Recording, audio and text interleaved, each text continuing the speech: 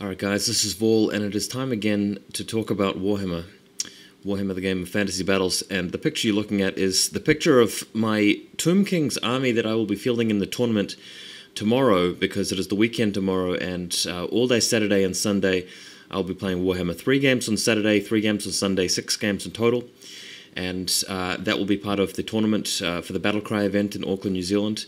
Now, the Warhammer section of that tournament will be called FluffyCon. The reason it's going to be called FluffyCon is because the word fluffy is a term in Warhammer, in Games Workshop games, which refers to like the background of the game and the theme, but it also has an implication that your army is not sort of oriented towards the mechanical side of just choosing the best things which will give you the greatest chance of winning the game, but things which sort of you would expect to encounter in a typical fantasy army according to the background, and that's where the idea of fluffy comes from.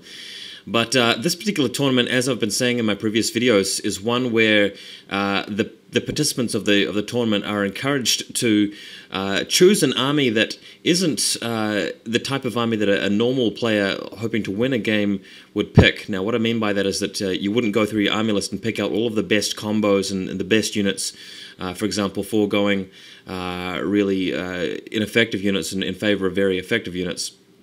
Just to give a quick example, if you were choosing a dwarf army, you might, if you wanted to win a game, you wouldn't just completely pick like several units of 20 dwarf warriors, because they're very plain units with no special abilities and no special advantages. Instead, you'd go for plenty of thunderers and some war machines and some slayers and some hammerers, for example.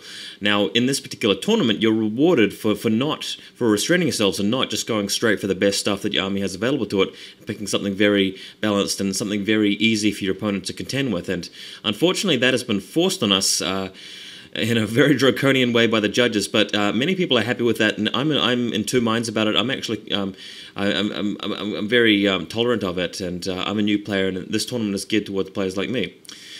Now, I want to talk about my army because this is a picture of my army that you're looking at here, and I've just bought a brand new army a month ago, and I've painted it up. It's taken me ages, but it's starting to look pretty good.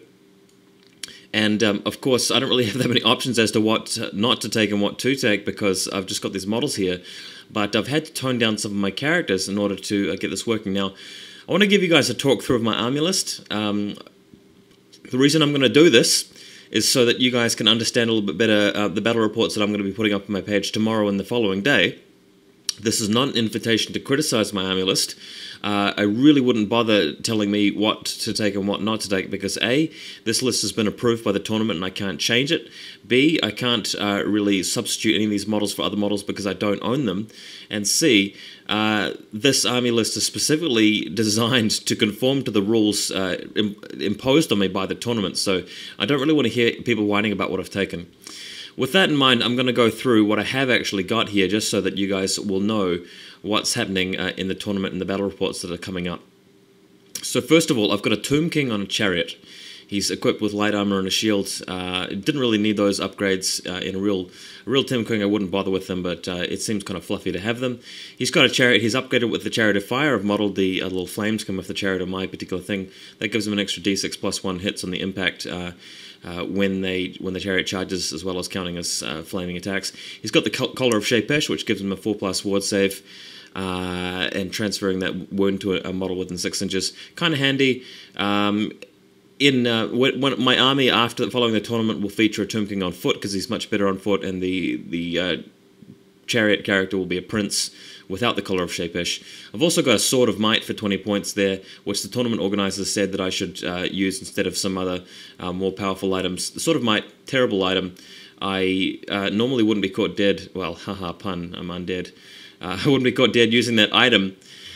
It just gives me +1 strength, and that's it. Really kind of useless. Better to take something else. But because this tournament is going for sort of very unusually weak items and combinations, just to have a bit of a fun game with your opponent, that's what my Tomb King is equipped with. Now, I've got the stock standard Hierophant with the Heretic Jar and Cloak of Jones. Allows them to fly, it allows them to cast 1 extra incantation per game. Really basic stuff. I wouldn't really pick an undead army without those 2 items, or at least not a Tomb King's item. A Tomb King's army, especially the Heretic Jar, that's a must. I've also got another Lich Priest with 2 Dispel Scrolls to protect me against magic. Tomb Kings are great offensively with magic, but in the enemy's magic phase, you only get 1 Dispel dice per priest, nothing for the king or any princes, so that leaves you a little bit light in the ground. That's why I've taken 2 Dispel Scrolls. Anyway, I've also got 18 Skeleton Warriors with bows times 2, so that's 2 units of 18 Skeleton Warriors with bows. I've got the group of 20 Skeleton Warriors with hand weapons and shields, with a Standard Bearer. Tomb Guard are much better, obviously, but I don't own any. After the tournament, I may well be buying some secondhand and painting them up, because they're a much better unit than just basic warriors in melee. Tomb Guard are awesome, because you can give them the icon of Rakath, but of course my tournament list will not be featuring them. I've got 15 Heavy Horsemen with a Standard and a War Banner. That's too many Horsemen. Next time I play outside the tournament, I will be cutting that group of Heavy Horsemen down, or not including them at all. They're very fun and they look very cool, but they just aren't really worth their points relative to other choices that you can pick in a Tomb King's list. I've got the 3 Chariot units. I've got 2 Chariot units of 3 each. One of these Chariot units hasn't got the base done. It's just covered in little rocks, and I'm going to paint the rest of it tonight. Now, last thing I need to do before polishing off the army for the tournament. I've also got 3 Carrion and 2 Tomb Scorpions and a Screaming Skull Catapult. Many people go for the Skulls of the Foe, but for this particular tournament, I've tried to tone it back a bit and not take that particular upgrade. So there it goes. My camera has been failing me this evening. It's been threatening to blow up, and if that happens, there will be no battle reports over the weekend. That will be a disaster if that happens, because I've been really looking forward to putting together some battle reports. Fingers crossed that everything goes alright for that. If not, I'll just talk about it, but really hoping to get some pictures of the day tomorrow. Really excited. I'm planning on having an awesome time tomorrow and on Sunday, and I'll let you guys know how it went. See you later.